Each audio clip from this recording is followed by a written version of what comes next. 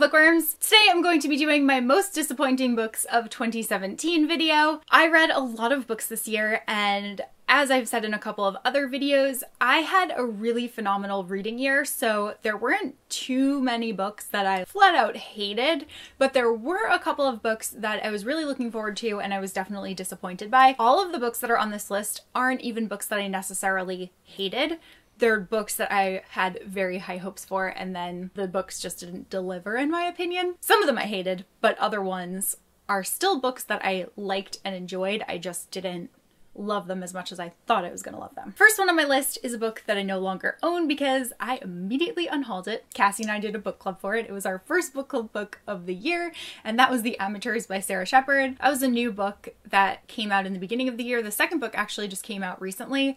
It's called Follow Me, but the first book was really bad. It was one of those books where it was fun to read because it was so bad, but it was bad. The way that the story was told, there were like virtually no clues that led you to get to the conclusion that you reach at the end of the book. It seemed like the killer portion was just kind of an afterthought. I just really didn't enjoy it. I didn't like that the only Asian character in the book wore giant Hello Kitty hats all the time. There were a lot of things about it that I just didn't like, and the book club was really fun because we basically just bashed that book for a long time. I really want to know what happened in the second book, so Cassie said that she would read it and then tell me because I do not want to waste my time on it, but I am curious to see like where she was planning on going from there. That was one of the first books, I think it was one of the first books that I read in 2017, and I definitely did not like it. Next on my list is a book that I did enjoy. I just didn't enjoy it as much as I thought I would,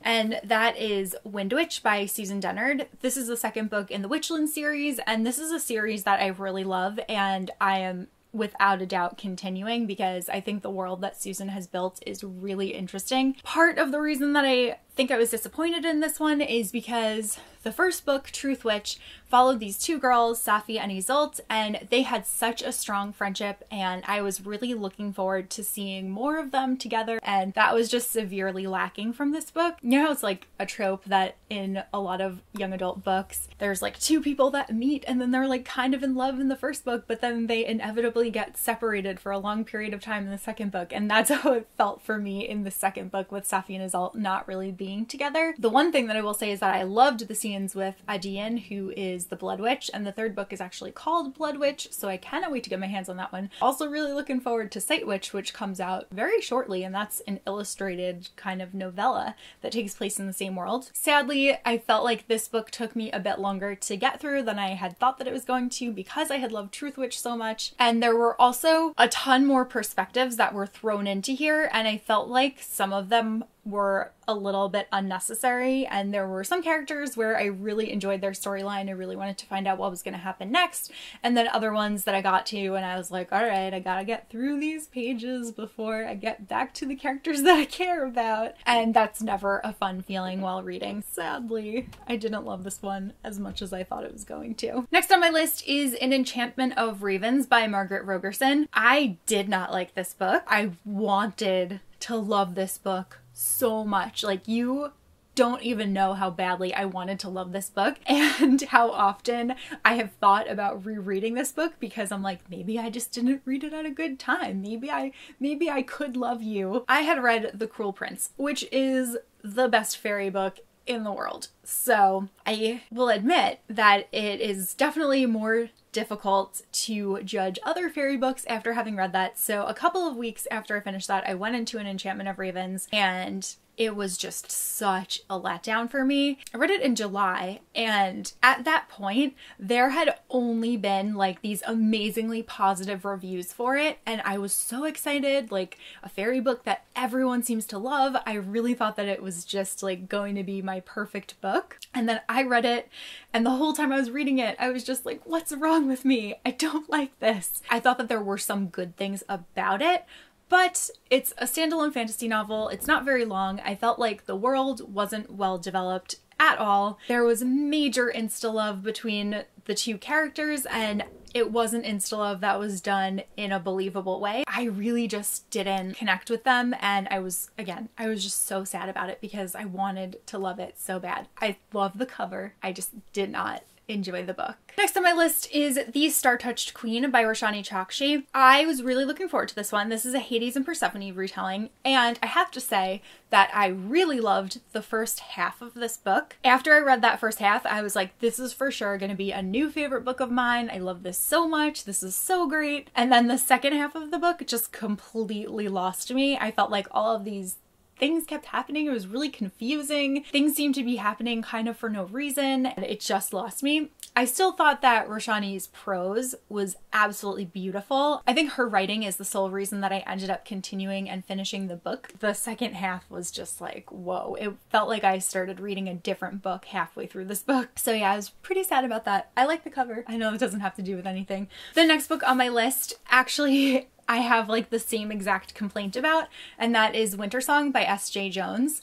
This is a labyrinth retelling. It follows a girl named Liesel, and it takes place in Germany, and it had so many elements that seemed really promising to me. My grandmother's name is Liesel. My grandmother grew up in Germany, so in the beginning I was really excited about those things, and I really loved it. I thought that it was going to be this really fun fantasy novel, and then halfway through the whole story switched, and the girl goes underground with this Goblin King, and that is when I started really not enjoying it. It felt like two separate books, and it was very disjointed, and I was way more interested in the beginning half. I haven't yet decided if I want to continue and read Shadow Song when that comes out, so I have to see how I feel. I think I'm gonna wait to see what other people think of it before I potentially waste my time reading it. Next on my list is First We Were Four by Alexandra Sirowy. This is a book that I hated. This is a young adult thriller, and again, it had such a cool concept that I really thought I was gonna love it, but the execution just was not there for me. It followed a group of kids in high school, and they're all a little bit bullied, and they start this secret society called Four, but it's like the Roman numeral 4. They all have this like fascination with this old murder that occurred in their town.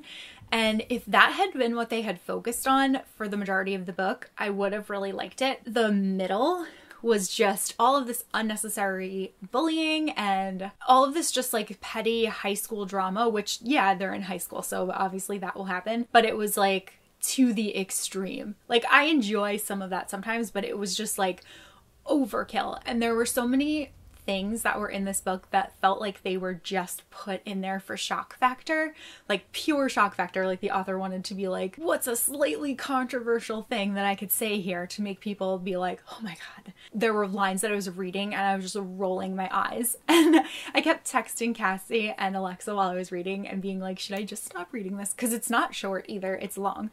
The only reason that I continued it is because it was a really quick read, and I was like, at this point I just want to know what the like mystery is, how it's going to be resolved. And I liked the ending of it, but it was nowhere near enough to make up for the torture of the middle of the book.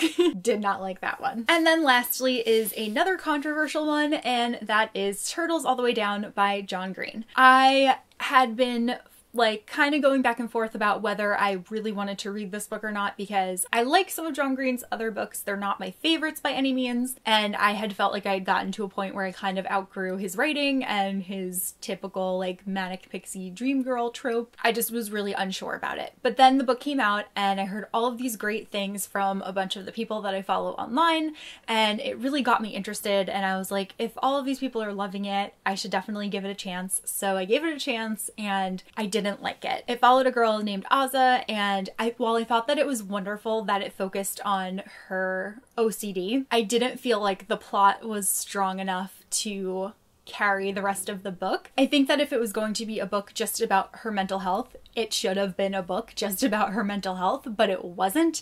There was this whole subplot of this like missing billionaire, and the girl like kind of knew his son when she was younger, and it was really weird. That all felt like a total afterthought to what was going on. It was kind of like a distraction from, I don't even know. And she had this best friend that was so annoying and not a good friend at all. I was surprised that so many people loved it as much as they did. I think it's so great that so many people were able to relate to it, but I personally didn't get anything out of it. I wouldn't personally recommend reading it. Sorry about that. I wanted to like it, but I didn't. Oh well. Kristen from the future here. Cassie and I just did our book club earlier today, and she reminded me that one of my most disappointing books that I completely forgot to include in this list, so that's why this clip is here, is There's Someone Inside Your House by Stephanie Perkins. I love Stephanie Perkins so much. Her Anna, Lola, and Isla books are some of my favorite contemporaries ever, and I also really enjoy horror, so I had been so looking forward to reading this one, and while there were some parts of it that I liked, and there was like a cute romance, I was so disappointed. You found out who the killer was like way too early on in the story, and it really took away from any kind of horror aspect that I would have felt about it, and also the killer's motivations weren't explained very well, and it was really sad because I really thought that I was gonna love this one, and it just wasn't for me. So those are all of the books on my most disappointing list for 2017. There weren't a ton of them, which is good because I did really enjoy a lot of the books that I read, and again, I didn't hate all of these, but as you can see, I did hate some of them. I apologize if you really enjoyed one of the books that I mentioned in this video. So that's all that I have for this video, and I will see you guys soon in a new one. Bye!